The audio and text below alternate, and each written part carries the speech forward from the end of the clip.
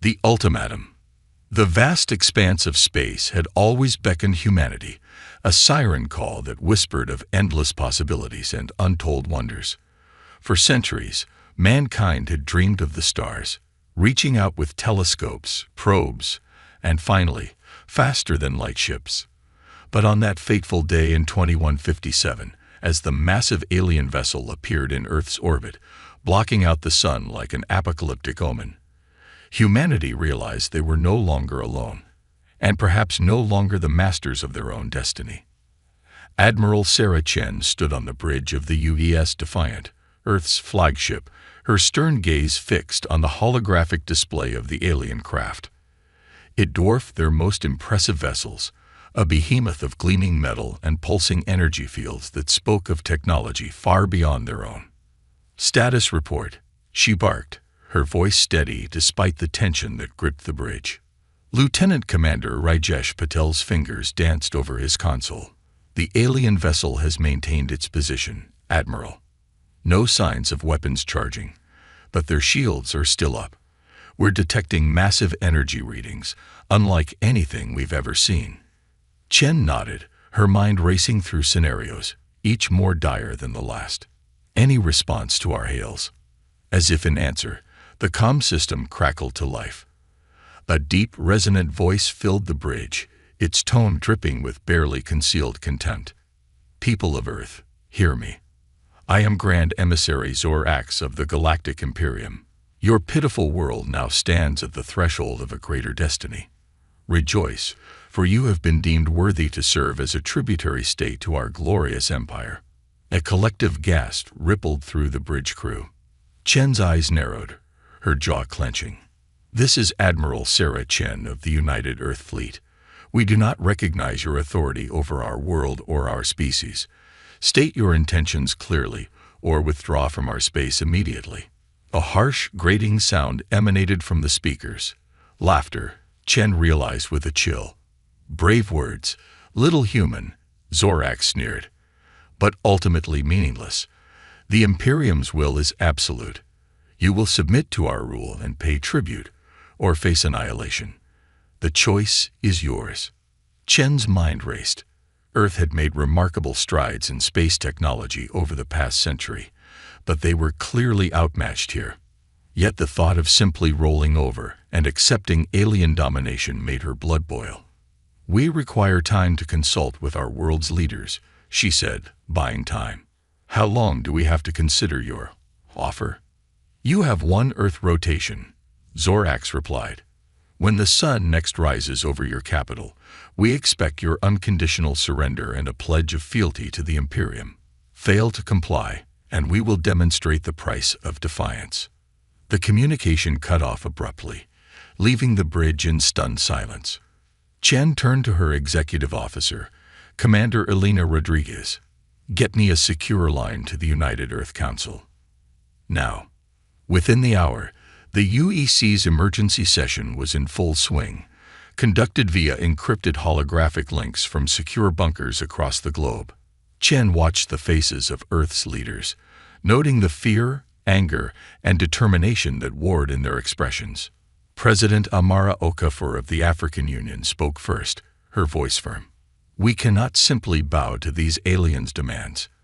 Humanity has fought too long and hard for its freedom to give it up now." "But what choice do we have?" countered Premier Lai Xiao of the Pan-Asian Coalition. "You've seen the reports. Their technology is centuries beyond ours. We'd be annihilated in open conflict." Debate raged back and forth, strategies proposed and discarded. Some advocated for immediate surrender, hoping to buy time to build up Earth's defenses in secret. Others called for a preemptive strike, arguing that the element of surprise might give them a fighting chance. As the arguments grew more heated, Chen cleared her throat. All eyes turned to her. "Council members, if I may, we're overlooking a crucial fact here. This Imperium, for all its power, chose to demand our surrender rather than simply taking what they want by force. That suggests they're not as all-powerful as they'd have us believe." She continued, her voice gaining strength.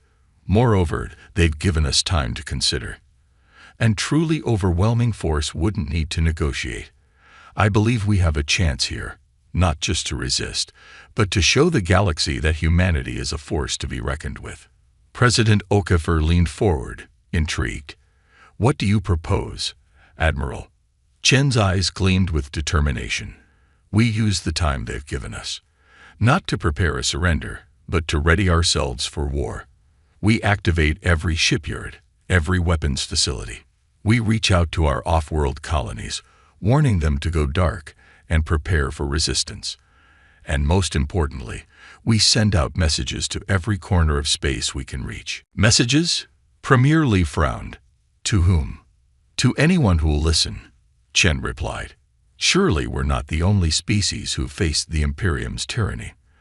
There must be others out there, aliens who've resisted, or who chafe under the Empire's rule. We tell them that humanity stands against the Imperium, that we refuse to kneel. We invite them to join us, to form an alliance of free peoples. The council chamber buzzed with excited murmurs. It was a bold plan, perhaps even a foolhardy one. But it offered hope, and more importantly, it offered a chance for humanity to forge its own destiny among the stars. President Okafor stood, her decision made. Very well, Admiral Chen. You have the full backing of this council. Mobilize our forces, send out your messages. When the sun rises tomorrow, we will give the Imperium our answer, not with words, but with action. As the council session ended, Shen felt a weight settle on her shoulders. The fate of humanity now rested, in large part, on her decisions in the coming hours.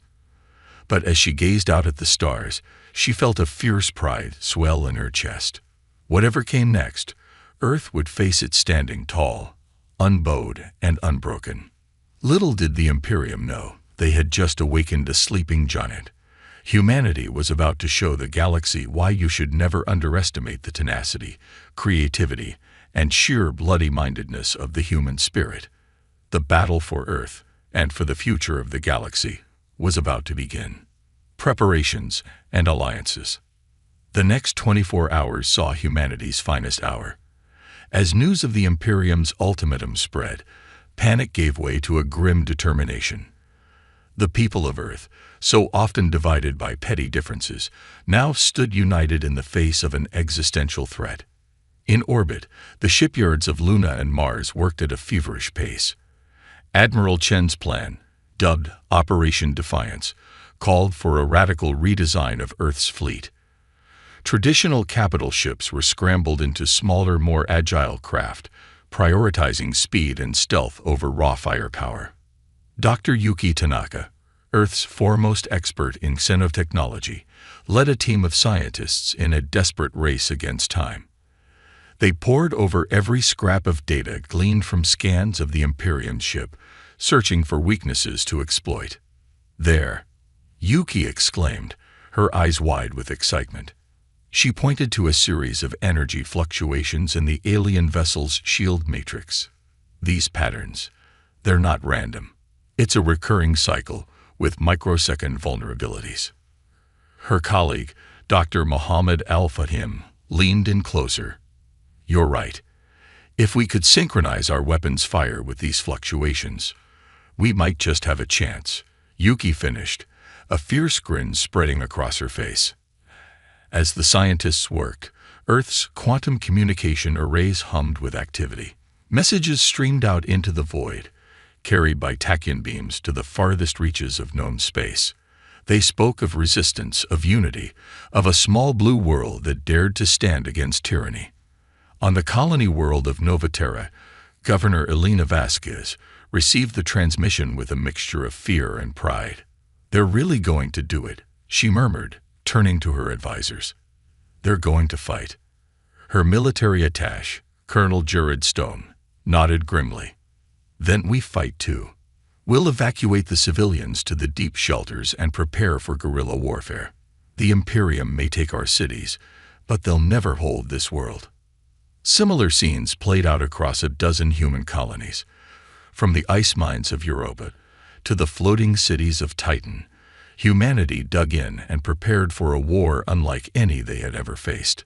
But it wasn't just humans who answered Earth's call. In the shadows of a nebula light years from Earth, a sleek vessel of unknown design intercepted the message. Its captain, a being of crystalline structure named Zarthal, felt a surge of hope for the first time in centuries. These humans, Zarthal mused, multifaceted eyes glittering. They dare to resist where so many have fallen. Perhaps they are the allies we have waited for. With a thought, Zarthal interfaced with the ship's eye. Plot a course for the human world. We have much to discuss with these brave creatures. As the alien ship streaked towards Earth, other species stirred. The avian Karlax, long subjugated by the Imperium, began quiet rebellions on 100 worlds. The silicon-based Xin collective, neutral for millennia, started to debate the merits of taking a stand. Back on Earth, Admiral Chen received the first responses to their interstellar messages. Her heart raced as she read the translations. "My God," she breathed, "we're not alone. There are others out there, ready to stand with us." She immediately called an emergency meeting with the UEC. As the holographic projections of Earth's leaders flickered to life, Chen could barely contain her excitement. "Council members, we have allies. Species from across the galaxy are answering our call. The Zarthal Collective, the Karlax flock, even the reclusive Tin, they're all offering support." President Okafor leaned forward, her eyes shining. "This changes everything. With allied technology and knowledge, we might actually have a fighting chance." Premier Lai, however, remained cautious. "Can we trust these aliens? How do we know this isn't some elaborate trap by the Imperium?" Chen nodded, acknowledging the concern. "We don't, not with absolute certainty. But every message we've received speaks of a shared desire for freedom, a common enemy in the Imperium. I believe we have to take this chance." As the Council debated, the first Allied ships began to arrive in the outskirts of the solar system.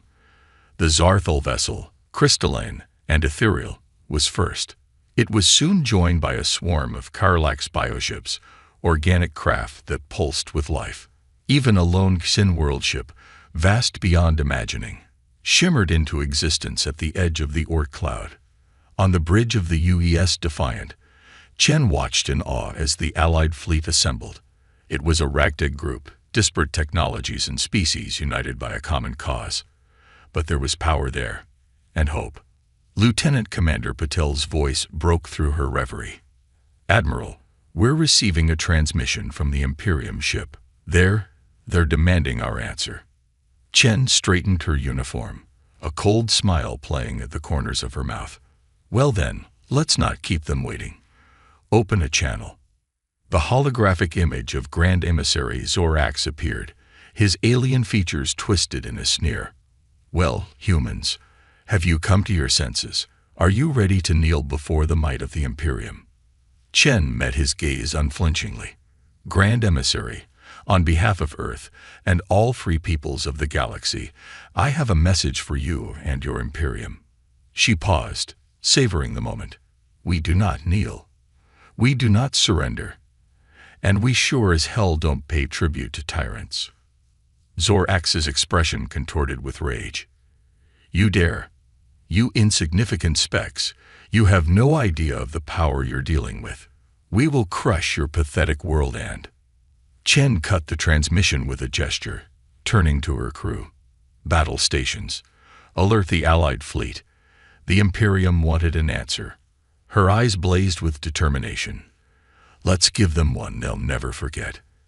As klaxons blared and ships moved into formation, the first shots of the Galactic War were about to be fired. Humanity, standing shoulder to shoulder with their new alien allies, was ready to fight for their freedom, their future, and the right of all species to chart their own course among the stars.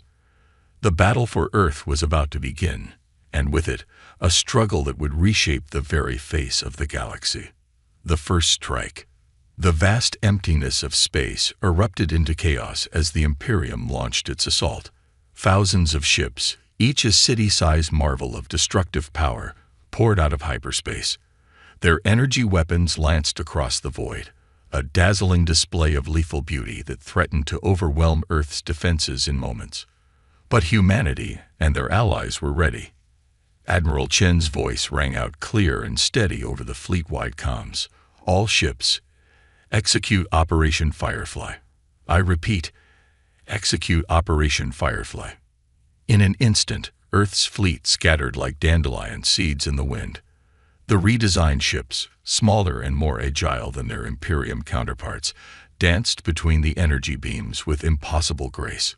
It was a ballet of destruction, a carefully choreographed evasion that left the Imperium gunners firing at shadows. On the bridge of the UES Defiant, Chen watched the battle unfold with grim satisfaction. Now, Lieutenant Patel, signal the Zarthal.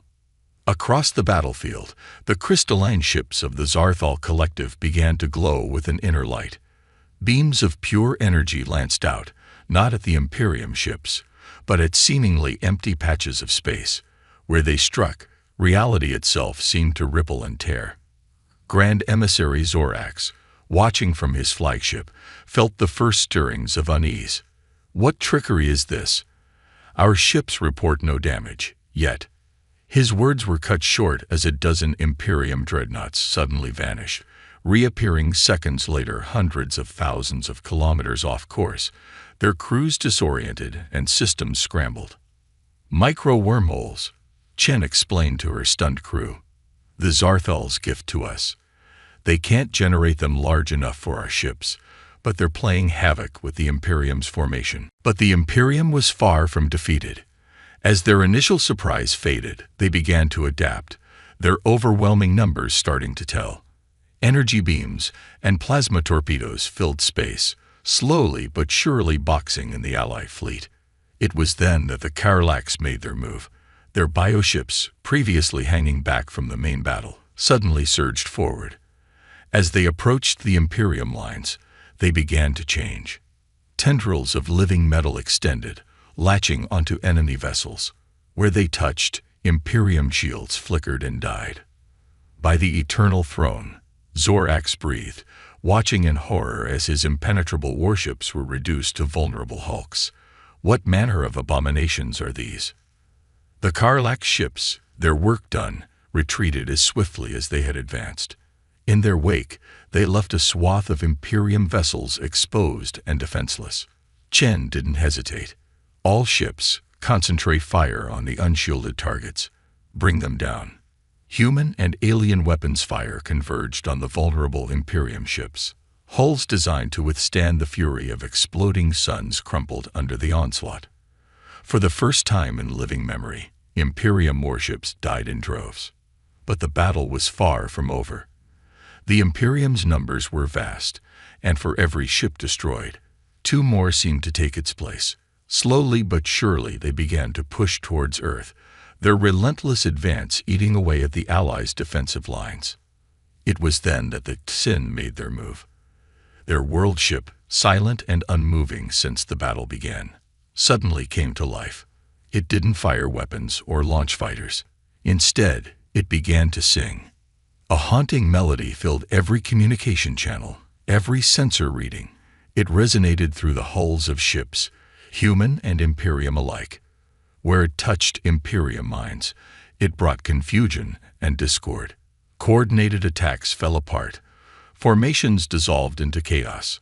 Zorax clutched his head, fighting against the psychic onslaught. Silence that noise, he roared. Destroy that abomination. But the Imperium ships that turned to attack the Xin world ship found themselves under assault from a reinvigorated Allied fleet. Chen, her mind clear thanks to protective measures shared by the Xin, pressed the advantage ruthlessly. All ships, execute attack pattern Omega, she commanded. Let's show these tyrants what happens when free peoples stand together. The battle raged for hours, a titanic struggle that would be remembered for generations. Imperium ships fell by the hundreds, then thousands, their technological superiority countered by the Allies' impossible mix of strategies and technologies.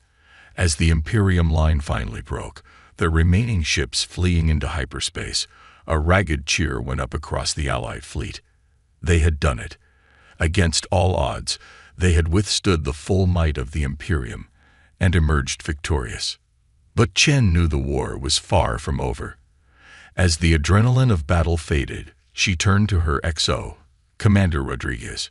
Status report. Rodriguez's face was grim as she rattled off the figures. Thousands of Allied ships destroyed or damaged. Millions of lives lost. Earth itself, while spared the worst of the fighting, had not emerged unscathed. Several kinetic strikes had made it through the defenses, leaving craters where cities once stood. Yet as Chen looked out at the battered but unbroken Earth, she felt a surge of fierce pride. Humanity had faced its greatest test and emerged stronger than ever. They had found allies among the stars, forged in the crucible of battle, and they had sent a message to the Imperium and the galaxy at large. Earth would not kneel. Humanity would not be subjugated. As the fleet regrouped and rescue operations began, Chen opened a channel to the Ally commanders. "My friends," she began, her voice thick with emotion. "Today we have achieved what many thought impossible. But our fight is not over. The Imperium will return, and when they do, we must be ready." She paused, looking out at the starfield, at the shattered remnants of the Imperium fleet drifting in the void. "Today, we fought for Earth. Tomorrow, we fight for every world, every species that suffers under the Imperium's tyranny. Today, we defended our home. Tomorrow, we take the fight to theirs." As agreements and battle-worn cheers flooded the comm channels, Chen allowed herself a small smile. The road ahead would be long and fraught with danger, but for the first time since the Imperium ship appeared in Earth's skies, she felt true hope. The galaxy was changing. A new alliance was forming, one built on mutual respect and a shared desire for freedom.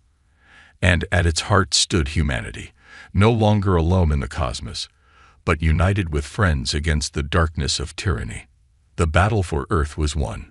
The war for the galaxy had just begun. Counterattack and revelation. The months following the Battle of Earth were a whirlwind of activity. As humanity and their allies licked their wounds and rebuilt their forces, a new galactic order began to take shape. The United Earth Council, once focused solely on terrestrial matters, now found itself at the center of an interstellar alliance. Admiral Sarah Chen, hailed as the hero of Earth, stood before the newly formed Galactic Coalition Council. Representatives from a dozen species filled the chamber, their diverse forms a testament to the unity forged in the crucible of war. "The Imperium has been bloodied, but not defeated," Chen began, her voice carrying across the chamber. "Our victory at Earth was significant, but it was just the beginning. Now, we must take the fight to them." Zarthal, the crystalline being who had first answered Earth's call, chimed in with a musical tone. "Agreed, but the Imperium's reach is vast. Where do we strike first?" A holographic map of the galaxy flickered to life in the center of the chamber.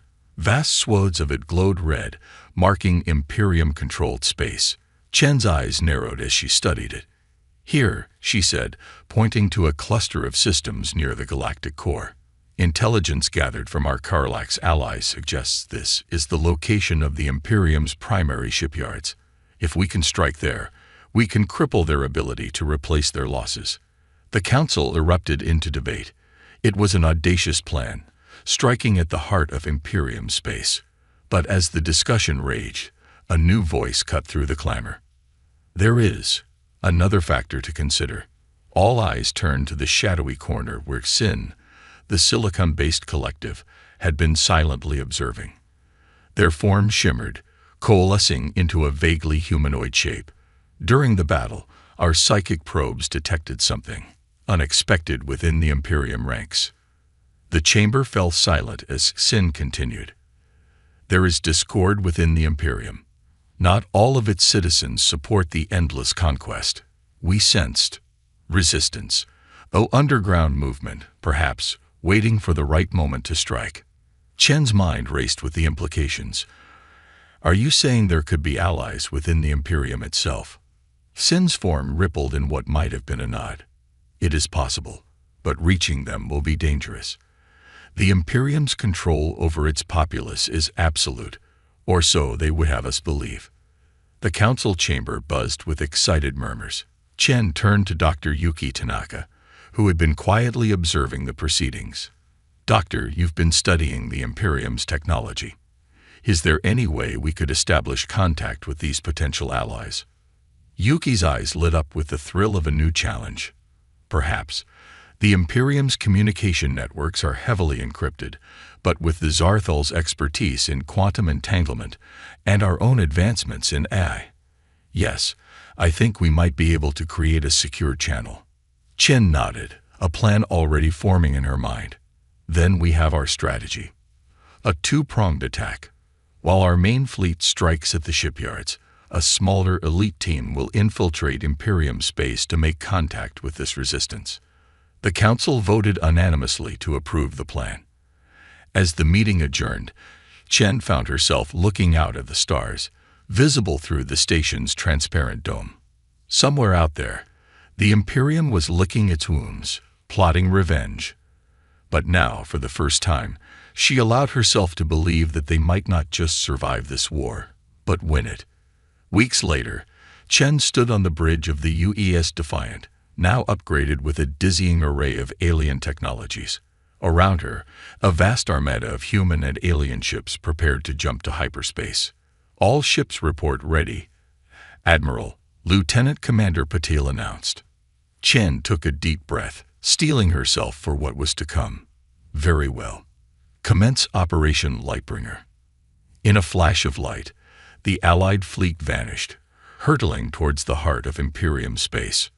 Light years away, a small, nondescript freighter slipped out of hyperspace on the edges of a heavily populated Imperium system.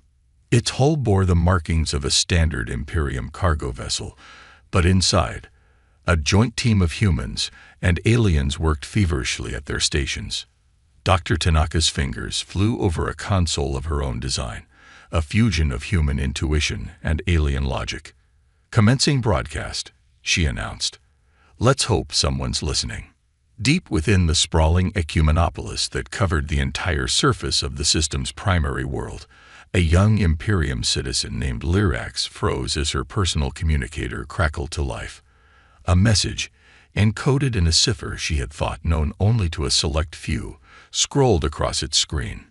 "To all who dream of freedom, the galaxy rises against tyranny. Earth stands with you. The time to act is now." Lyrax's heart raced as she read the message. For years, she and her fellow dissidents had worked in secret, laying the groundwork for a revolution they feared might never come. Now, it seemed, the spark they had waited for had finally been lit. With trembling hands, she keyed in a response. "We hear you, Earth. We stand ready." Back on the infiltration ship, Yuki let out a whoop of triumph. "We've got a response. Multiple responses, coming in from all over the system." The ship's captain, a grizzled veteran of a dozen conflicts, allowed himself a rare smile. "Well, I'll be damned. Looks like we might have a revolution on our hands." As word spread through hidden networks and secret channels, the Imperium's carefully maintained facade of unity began to crack. On 100 worlds, citizens who had long chafed under tyrannical rule began to rise up. And far away, as the Allied fleet emerged from hyperspace near the Imperium's shipyards, they found their enemy in disarray. Warships meant to intercept them were instead engaged in battles with their own kind, as loyalist and rebel factions tore at each other's throats. Admiral Chen, watching the chaos unfold on her tactical displays, felt a surge of hope. The Imperium, long thought invincible, was rotting from within. And now, with allies both without and within, humanity and its friends might just have a chance to bring the whole rotten structure crashing down. As she gave the order to engage, Shen allowed herself a grim smile. The Imperium had demanded Earth's submission, expecting an easy conquest. Instead, they had sparked a galactic revolution. The battle that was about to unfold would shape the destiny of 1,000 worlds. And at its heart stood humanity, no longer a primitive species cowering on a single world, but the linchpin of an alliance that would change the face of the galaxy forever.